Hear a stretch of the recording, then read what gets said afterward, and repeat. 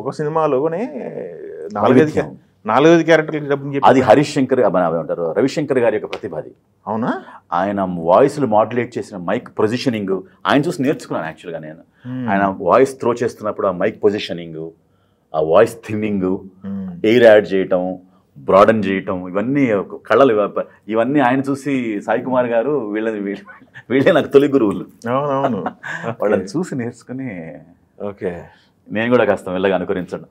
నాకు రచన అండ్ ఇవి ఉంది కదండి, సంగీతం ఉంది కాబట్టి ఎప్పుడైనా పిలుస్తారు. నాకు తగ్గ పాత్ర ఒకటి ఎక్కువ ఫోకస్ చేయట్లేదు. ఏదైనా ఒకటి అలా వస్తే అడుగుదాం. కింగ్డమ్లో కూడా మళ్ళీ ఒక స్పెషల్గా ఒక విజయ్ దేవరకొండకి సినిమాలో అలాగే నాకు 2 వాయిస్లు చెప్పాను. ఒకటి ఏంటంటే తన గురువు పాత్ర ఒకటి చెప్పాను, అలాగే వాయిస్ ఓవర్ ఒకటి. సినిమా అంతా ఒక డిఫరెంట్ స్టేజ్లో సినిమా ఒక వాయిస్ ఓవర్ వస్తూ ఉంటుంది. అవును, ఆ వాయిస్ ఓవర్ కూడా నేనే చెప్పాను. ఓ మీరేనా అది చెప్పింది? చూసాను cinema. Okay, very good very good. అయితే ఈ పరభాష నుంచి వచ్చిన చిత్రాలలో హీరోలకు కానీ వాళ్ళకి చెప్పడం కానీ ఇట్లాంటివి ఏమన్నా జరిగినాయా? ఇప్పుడు హీరోలకు ఎక్కువ, విలన్కి చెప్తాను. విలన్లకే ఎక్కువ, కాస్త బండకొని తీసుకుని అరుస్తూ ఉంటాను కదా. కాంతార పరిస్థితి, కాంతారలో ఇది చెప్తున్నారని చెప్పి తెలిసింది. ఇప్పుడు ఏదో జస్ట్ వాయిస్ కదా చేస్తున్నానండి, అంతేనా?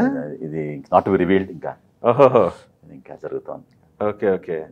అయితే సో చాలా బిజీగా ఉన్నారు, అందుకే నేను తమన్ గారు కంప్లైంట్ చేసింది మీ మీద, అలాగే పట్టాలని దొరకడాన్ని. అలా ఏం లేదు. ఐ వాంట్, నాకు అందుబాటులో ఉండి మంచి సాహిత్యం రాయాలి, ఇస్ మై ప్రయారిటీ. సాహిత్యం ఈజ్ మై ఫస్ట్ లవ్. ఆ తర్వాత ఏదన్నా నా యొక్క ప్రైవేట్ హాబీస్, ఆలోచనలు, నాకు ఉన్నటువంటి వ్యవహారాలు, నేను ఎవరిని నా మీద వాట్ వి కాల్ నా సుప్రయోజనాల కోసం ఎవరి మీద రుద్దనండి. ఓకే, ఎవరన్నా పిలిచి వారంగా పిలిచి అవకాశం ఇస్తే తప్పకుండా ఐ ట్రై టు జస్టిఫై. అన్ని మీరు రాసిన పాటలన్నీ కూడా యంగ్ హీరోలే ఎక్కువ ఉన్నాయి. మహేష్ గారు, ఎన్టీఆర్ గారు, Bunny. Nagarjuna is not an young hero. Venkatesh గారు నాగా యంగ్ హీరో. వెంకటేష్ గారు లక్ష్మీలో, షాడోలో, అండ్ మెహర్ రమేష్ గారికి అద్భుతమైన పాటలు రాశాను. గొల్లా గొల్లా నా దిల్ డోలా కను చెదిరే ఇయ్యాల సోకే చూసి సోలా సుఖాల. లక్ష్మిలో మంచి, అలాగే దగదగ మెరిసే మెరుపుల రాణి చార్మి, మన వెంకటేష్ గారి పాట, హిట్ పాట. చాలా పాటలు అలా వెంకటేష్ గారు రాశాను. మన టచ్ నా జీవితంలో మీరు మంచి రైట్ క్వశ్చన్ వేశారు.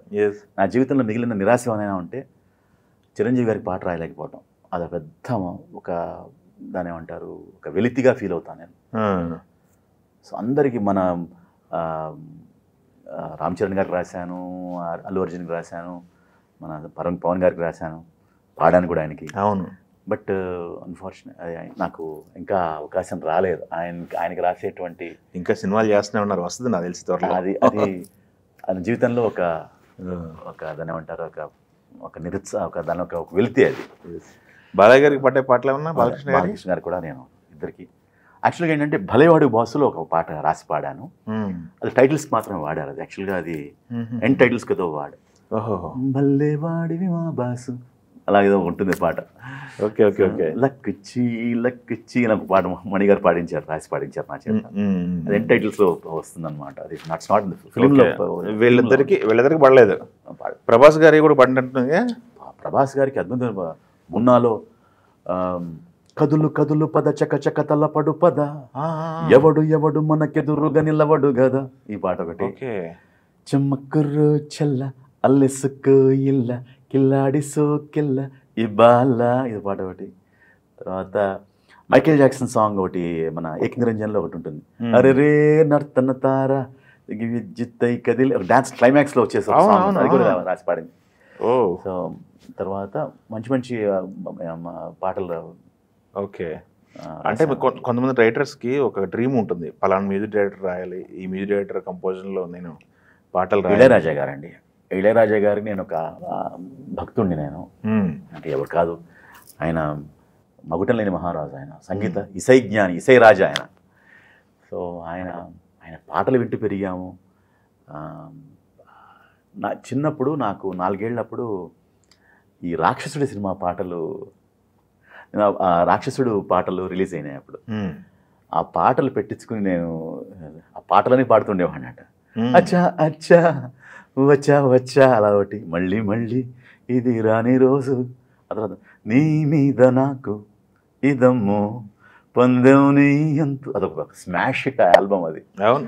సో ఆ రాక్షసుడి పాటలు అంటే పిచ్చి ఉండేది. ఆ తర్వాత చిరంజీవి గారి పాటలన్నీ వింటుండే, జగదేక వీరుడు, అతిలోక సుందరి, ఇవన్నీ పాటలన్నీ కూడా చాలా ఎంతో ఎంజాయ్ చేస్తూ ప్రేరణ, ఆ పాటలని నా ప్రేరణ నాకు. అవును. వేటూరి గారి సాహిత్యం, అవును, ఆ పాటల్లో సీతారామ శాస్త్రి గారి సాహిత్యం చాలా ఇన్స్పైర్ చేస్తుండేవి.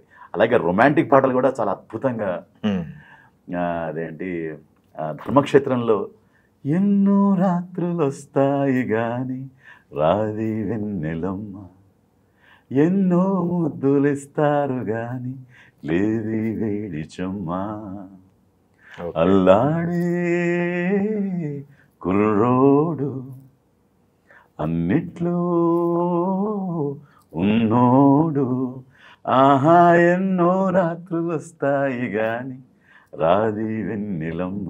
ఇలాంటి పాటలు చాలా రొమాంటిక్ పాటలు, అద్భుతం అనమాట. అసలు రాజా గారి పాటలు అంటే చెవు కోసుకోవడమే అంతే. ఆ పాటల్లో బీజియంతో కూడా పాడుకుంటామండి మనం.